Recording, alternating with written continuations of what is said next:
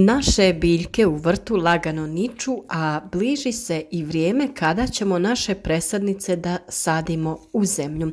Sve će lijepo da se zazeleni, da lista, a znamo šta to znači. To je raj za insekte koji napadaju naše povrtnice. Zaštitna sredstva u poljoprivredi su skupa i najčešće otrovna te štetna za okoliš. Nerijetko smo primorani da ih koristimo jer su nametnici postali vrlo otporni na biljne preparate.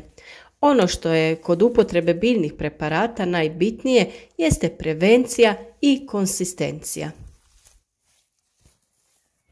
To znači da se moraju koristiti preventivno, to jest prije same pojave nametnika.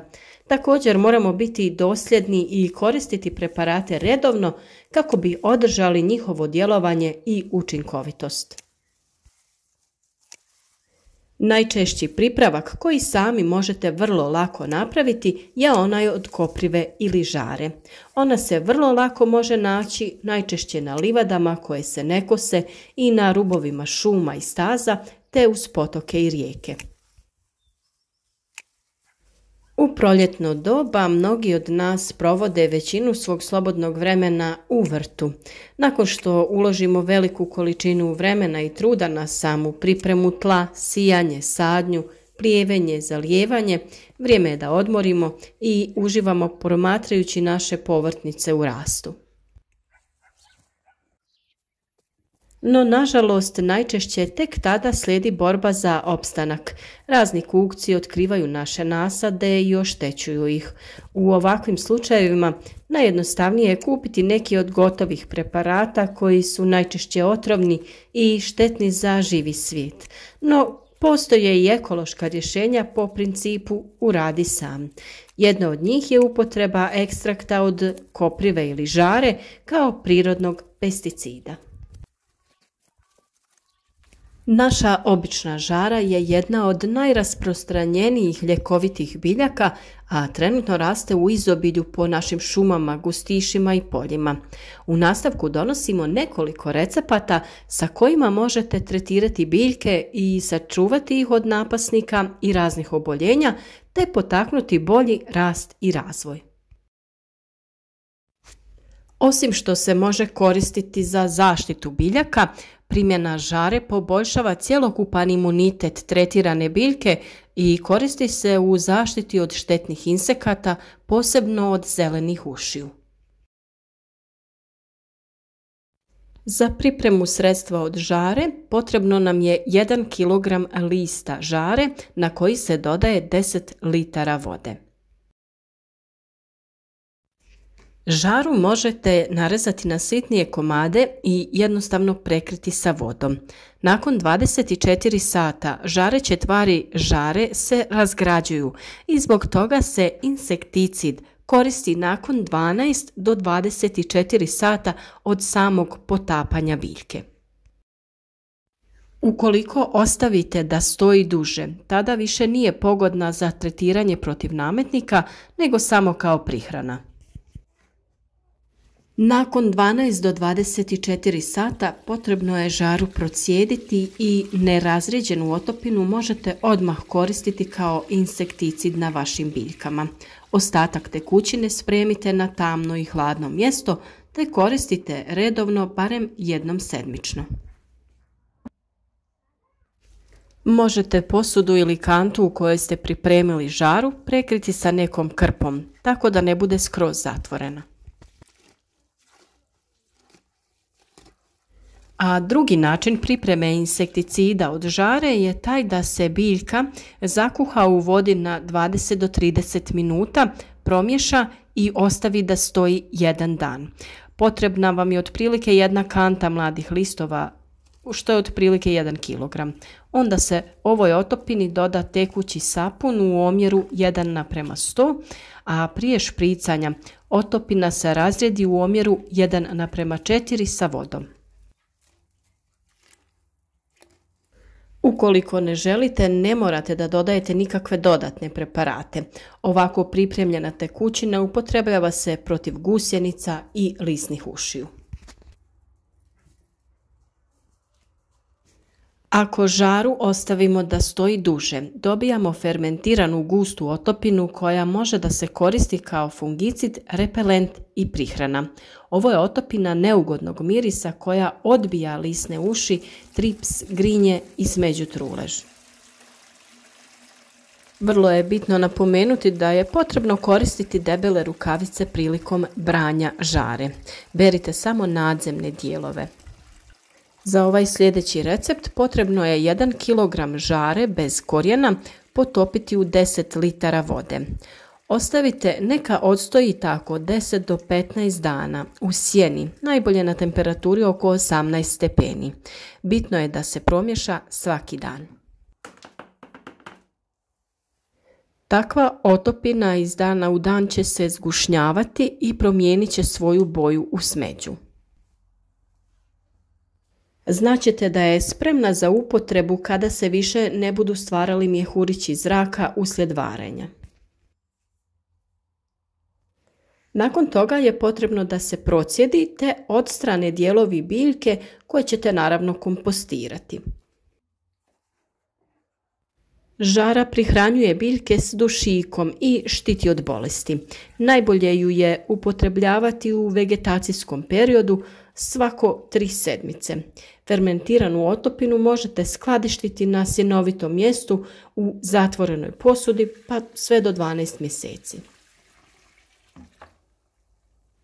Ovu otopinu je potrebno razrijediti u odnosu 1:10 kada zalijevate zemljište, a potrebno je razrijediti u odnosu 1:50 kada vršite folijarno gnojenje biljaka.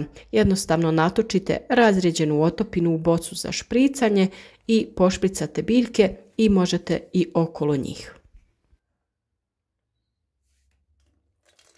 Još jedan insekticid od žare je uz dodatak pelina. Potrebno je uzeti 1 kg žare i 1 kg pelina koje smo prethodno usitnili i preliti sa 8 litara vrele vode.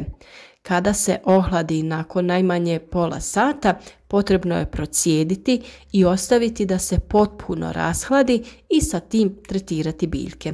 Nakon 5 do 7 dana postupak možete ponoviti.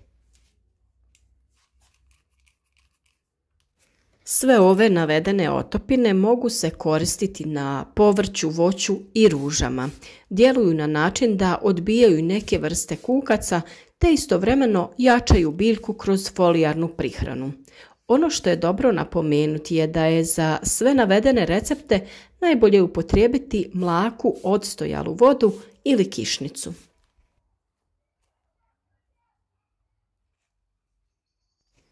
Kao sredstvo koje kontrolira štete od nametnika, žara se može upotrijebiti i na drugačiji način. Žara je biljka koja je u vrtu i povrtnjaku dobar susjed, pozitivno djeluje na rast i razmnožavanje velikog broja kultura. Zasijana uz rubove gredica vrta 1:100 u odnosu na glavnu kulturu, žara djeluje stimulirajuće na nasade. Također, sadnjom žare u povrtnjaku neki kukci kao mrkvina mušica, lisne uši i crna muha radije će se hraniti žarom nego mrkvom i na taj način ćete zaštititi svoj nasad. Žara je jedna vrlo korisna biljka pa vam donosimo još nekih zanimljivih činjenica i upotrebe žare. Zbog velike količine kalija u svom sastavu žara je odlična kao gnojivo. Popularna je namirnica za pripremu juha, variva i pesta. Od žare se radi šampon i losion protiv peruti. Ulje dobiveno iz sjemenki se može koristiti kao gorivo u lampama. Ekstrakt dobiven kuhanjem biljke u slanoj otopini će zgrušavati mlijeko u sir umjesto komercijalnog sirila. Sušeno i usitnjeno lišće se dodaje u hranidbi peradi te poboljšava njihovu nosivost i zdrav prirast. Žara je i osnovni sastojak mnogih aktivatora komposta. To je mješavina nekoliko sušenih biljaka u prahu koja se dodaje kompostu radi ubrzavanja bakterijske aktivnosti. Na taj način se utječe na smanjivanje vremena koje je potrebno za stvaranje komposta, pa ju svakako možete iskoristiti na taj način. Iako se mnogi kukci hrane žarom, ova biljka odbija mušice tako da se vezica svježe nabrane žare može objesiti u kuhinskom ormariću radi odbijanja mušica i moljaca. U agroekologiji pesticidi se proizvode od organskih tvari, a najvažnija im je karakteristika minimalni okolišni utjecaj. Žara je prirodno zaštitno sredstvo koje nanosi manje štete ostalim živim organizmima od umjetnih i od nekih prirodnih insekticida kakav je piretrin. Biodinamički vrtlari cijene običnu žaru upotrebljavajući njene listove kao sastojak u različitim sprejevima. Ukoliko prilikom branja žare uvidite da je ona sama nastanjena sa nametnicima, to jest kolonijom zelenih ušiju, to ne znači da nije djelotvorna. Razlog tome je upravo to što uši piju sokove iz žarinih mladica, gdje nema puno mravlje kiseline niti histamina. Mladice nemaju niti one iglice koje probadaju kožu. Ujedno, uši koriste okruženje cijele žare kao prirodnu obranu od neprijatelja. Te iste uši umiru kada ih se tretira pripremljenom otopinom od žare. Bitno je naglasiti da tretman na biljkama koje su već zaražene sa ušima treba ponoviti par puta sa razmakom 2 do 3 dana za učinkovitije djelovanje. Žara se smatra najzdravijim samoniklim lisnatim povrćem. Mnoge su dobrobiti njenog konzumiranja. Mi je koristimo za čaj, u raznim jelima i pitama, pripremamo sok od žare, čak i u kombinaciji sa mentom. Jednostavno, ona je neiscrpan izvor dobrobiti. Ukoliko idete u potragu za žarom kako bi je koristili u vrtu, svakako naberite dio mlade žare kako bi od nje napravili nešto što će pomoći i vašem zdravlju.